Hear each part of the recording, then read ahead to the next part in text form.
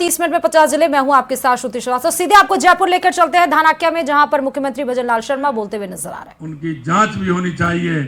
अगर अंतिम पंक्ति में कोई व्यक्ति खड़ा है, वो पात्र व्यक्ति है, उसको वो सुविधा भी उस यात्रा के माध्यम से, उस संकल्प के माध्यम से मिलना चाहिए। हम नागरिक हैं सर, हम नागरिकों का कर्तव्य भी है। उन्होंने उस कर्तव्य का भी बोध कराया।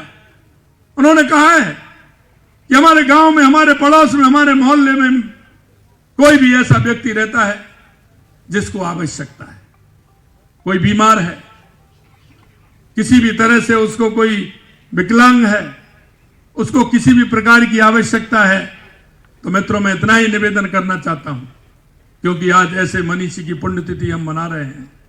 हमारा भी कुछ कर्तव्य बनता है कि हम हमारे पड़ोसी को, हमारे भाई को, हमारे गांव के, हमारे मोहल्ले को कोई भी व्यक्ति अगर ऐसा मिलता है तो उसका हम किस प्रकार से सहयोग कर सकते हैं, ये हम सभी का कर्तव्य है।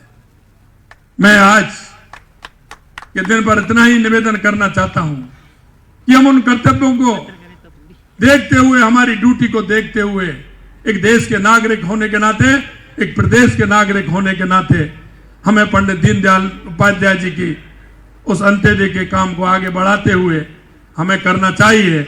और देश के यशस्वी प्रधानमंत्री नरेंद्र मोदी जी, जो इस देश को 21वीं सदी में, क्योंकि स्वामी विवेकानंद जी ने 1893 में कहा था कि 21वीं सदी भारत की होगी। मित्रों मैं यही कहना चाहता हूं कि 2014 के बाद आपने पूरे दुनिया में परिवर्तन देखा होगा। दुनिया भी मानने लग गई है कि 21वीं सदी भारत की होगी। अगर हम एक कदम अपना बढ़ाएंगे तो 140 करोड़ कदम बढ़ेंगे।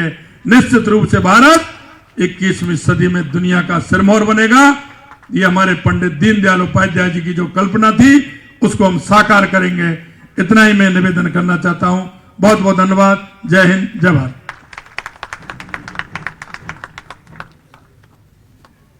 बहुत बहुत आभार आदरणीय पंडित मुख्यमंत्री जी दीनदयाल की पुण्यतिथि के कार्यक्रम आयोजित किया गया, जिसमें आप मुख्यमंत्री भजनलाल शर्मा को सुन रहे थे, उपराष्ट्रपति जहां पर उन्होंने तमाम बातें की आग्रह करूंगा और साथ ही सबको अपना मार्गदर्शन दे। उस मंच पर मौजूद मंत्री राज्यवर्धन सिंह राठौड़ भी।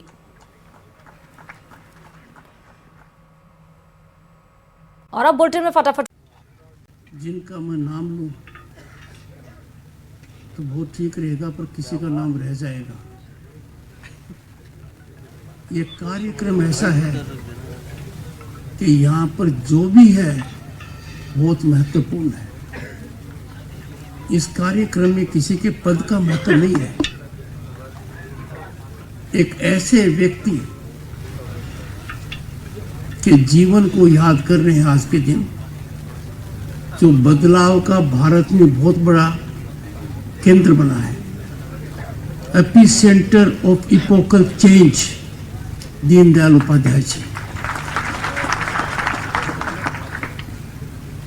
उनका सोच, उनका विचार, उनका दर्शन आज जमीनी हकीकत है। पहले कल्पना थी। गत दशक में जो परिवर्तन आया है, अप्रत्याशित परिवर्तन आया है, एक कल्पनीय विकास हुआ है, वो उनकी भावना के अनुरूप हुआ है।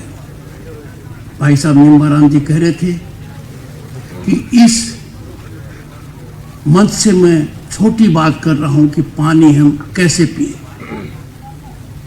माननीय सुदर्शन जी ने यह आह्वान किया था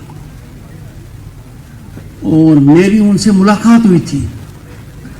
उनका था कि पानी बिल्कुल नष्ट न हो तो गिलास में आधा ही डाला जाए। अब देखिए, भारत का प्रधानमंत्री, विश्व के सबसे बड़े लोकतंत्र का प्रधानमंत्री, 3 दशक के बाद पूर्ण बहुमत प्राप्त कर प्रधानमंत्री बनने वाला व्यक्तित्व है। 15 अगस्त 2014 को क्या कहता है? स्वच्छता अभियान।